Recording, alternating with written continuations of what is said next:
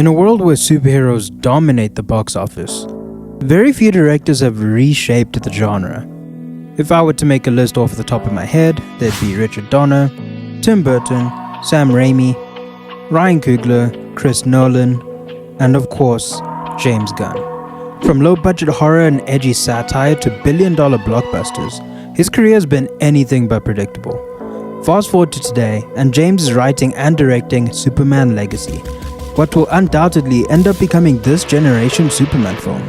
As the CEO of DC Studios, Gunn isn't just making another movie, he's rebuilding an entire cinematic universe. But how did we get here? Let's rewind the tape.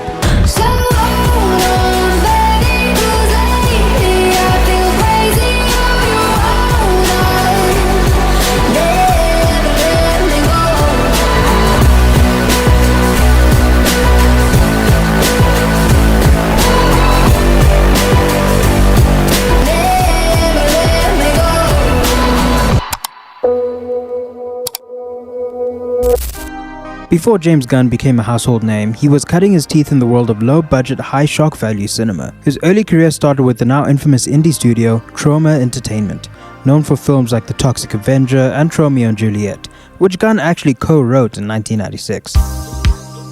This early exposure to subversive, often grotesque humor would go on to define his tone: bold, unapologetic, and weirdly heartfelt. From there, he transitioned into more mainstream screenwriting, penning scripts for Scooby-Doo and its sequel. He also wrote Dawn of the Dead, which was actually directed by Zack Snyder. While some of these projects were critically mixed, they showed Gunn's ability to adapt, balancing commercial sensibilities with his often off-kilter voice. These jobs paid the bills, sure, but they didn't showcase his entire creative voice.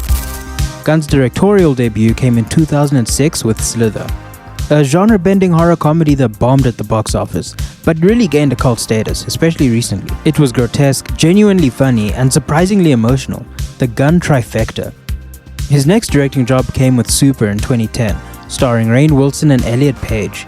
It was a dark, violent, emotionally raw deconstruction of the superhero genre, akin to something like The Boys. But this was 2010, years before that kind of superhero subversiveness became a trend. Super didn't break records. To be frank, it's an okay film in my opinion, not Gunn's best work. However, it made one thing clear. James Gunn had something to say, and he wasn't going to say it in a way that anyone else would. In 2014, the peak of the MCU, back in the good old days of Captain America: The Winter Soldier, Marvel took a massive risk. They handed a $200 million space opera to the guy who wrote Romeo and Juliet and directed this. That film was Guardians of the Galaxy, and it changed everything. With a lesser director, it might have flopped, but Gunn's blend of humor, heart, and intelligent character work made Guardians one of the MCU's biggest surprises, turning obscure characters like Rocket Raccoon and Groot into global icons. Guardians Volume 2, 3 years later, doubled down on the emotional stakes. Some fans still debate whether it matches the first. I'd argue it's a great film but doesn't top the first, but that's not the point. Gunn's unique voice and imprint on the film was undeniable. These weren't just superhero movies, they were officially James Gunn movies. However, in 2018, it all came crashing down. All tweets from Gunn resurfaced, offensive jokes made years earlier. In response, Disney fired him from Guardians Volume 3. The internet erupted. Some fans supported the decision, whilst others saw it as a case of cancel culture gone too far. But the cast of Guardians of the Galaxy, including Chris Pratt, Zoe Saldana, and Dave Bautista, publicly stood by him. It was a loud and messy breakup, and for a while it really looked like Gunn's time making superhero movies, heck, making movies, was over. Enter Warner Brothers. While Marvel was letting him go, Warner Brothers, making a rare smart decision, saw an opportunity. They offered James a chance to work on whatever he wanted, and he picked The Suicide Squad, a reboot sequel hybrid that let him unleash all of his wildest instincts.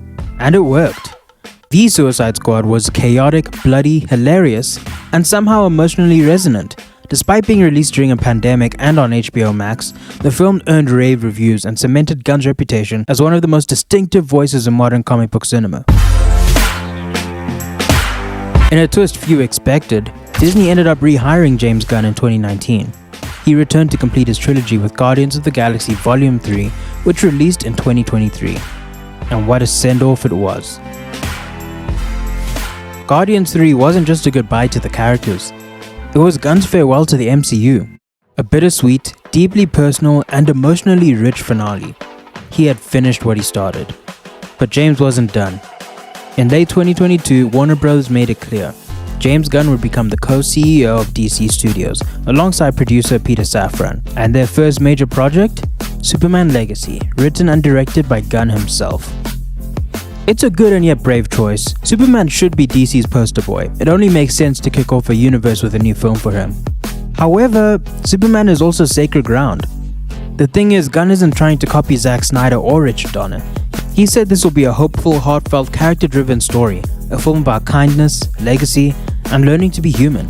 And honestly, if there's anyone who can inject humanity into an invincible alien, it's probably gonna be the guy who can make you cry over a talking tree. James Gunn's journey has been long, eventful, and filled with controversy.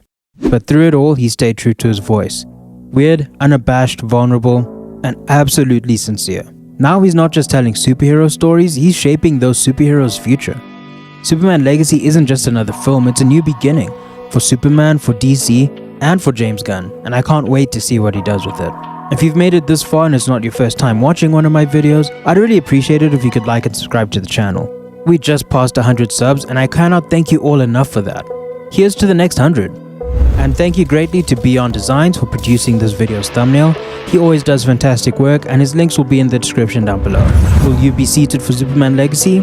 I know for a fact I will be. Have a fantastic day and I'll see you all next video.